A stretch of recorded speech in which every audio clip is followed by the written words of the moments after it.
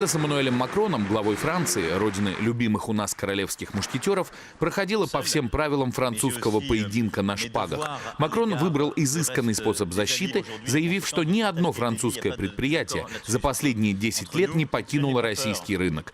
Но Путин легко преодолел этот блок четким прямым выпадом с использованием фактов. Вот Фортум у сколько проинвестировал, Андрей? В целом, Фортум, одна компания только финская. Ну, миллиардов 6. Миллиардов 6. Одна финская компания. 6 миллиардов. А вся Франция 15. Разве это нормально?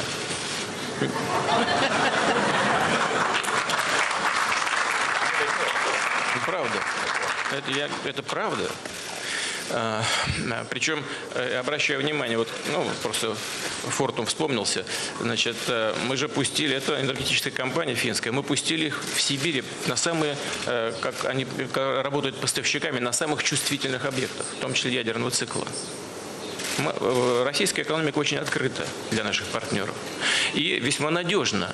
Почему? Потому что, несмотря на все турбулентные процессы, все-таки, сейчас это всем уже хорошо известно, мы добились макроэкономической стабильности, что важно для инвесторов.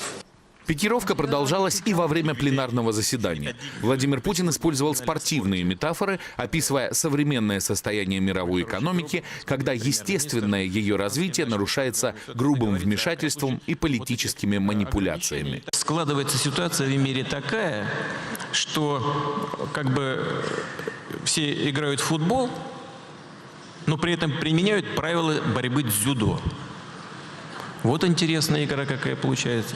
Это совсем и не футбол, и не дзюдо. Это просто хаос. Вот мы куда движемся и что нас беспокоит.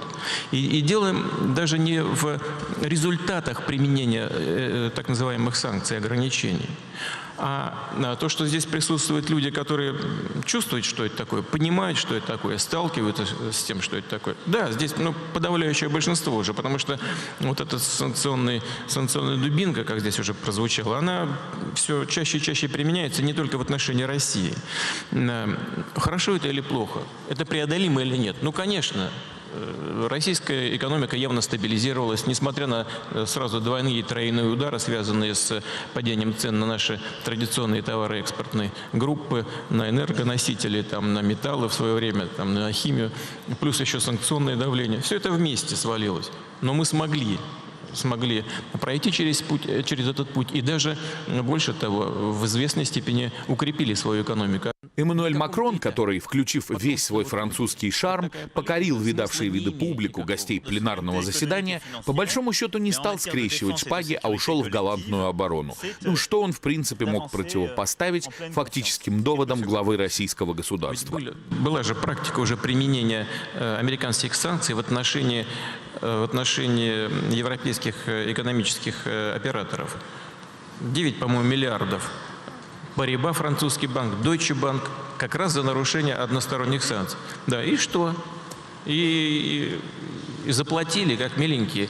И, значит, по японскому банку то же самое прошлись. Вот с этим надо заканчивать. Вот это неприемлемо. Вот о чем речь. А если так будет дальше продолжаться?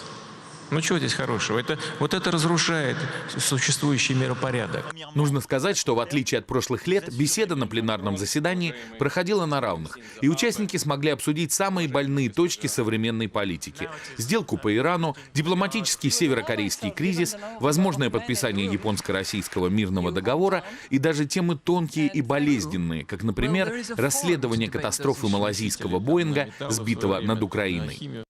Мы, к сожалению, не допущены к полноценному расследованию, и поэтому у нас нет оснований полностью доверять результатам этого расследования. Мы не принимаем в нем участие. А аргументы, которые мы предлагаем для того, чтобы они были учтены в ходе расследования, не принимаются той комиссией, которая это расследование ведет. Еще раз напомню, что вот эта ужасная трагедия, и Эммануэль вчера правильно сказал, мы всегда должны думать о семьях тех людей, которые погибли, и о тех людях, которые ушли из жизни в таким ужасном, в результате этой ужасной катастрофы. Конечно, мы всегда будем об этом помнить, это само собой разумеется.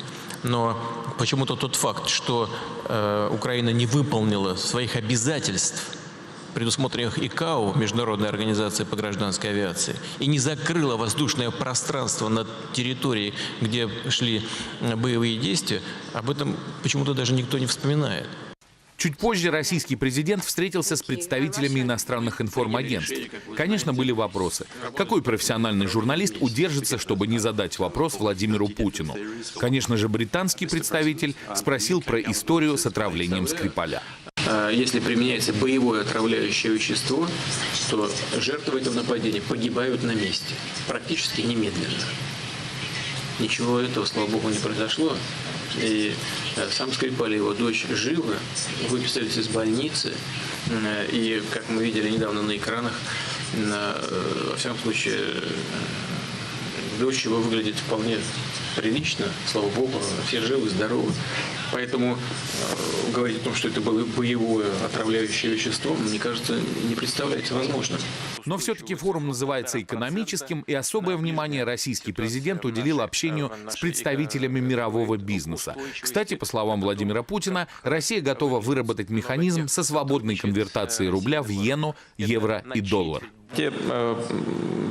Которые создают подчас наши американские коллеги при расчетах в долларах, на мой взгляд, это большая ошибка с их стороны, потому что они, пытаясь решить, и то безуспешно, текущие конъюнктурные политические вопросы, подрывают доверие к американской валюте как к единственной, по сути, резервной мировой валюте. Давайте будем рассчитываться в рублях. Ну а завершилась рабочая программа президента России и приглашенных им гостей традиционно.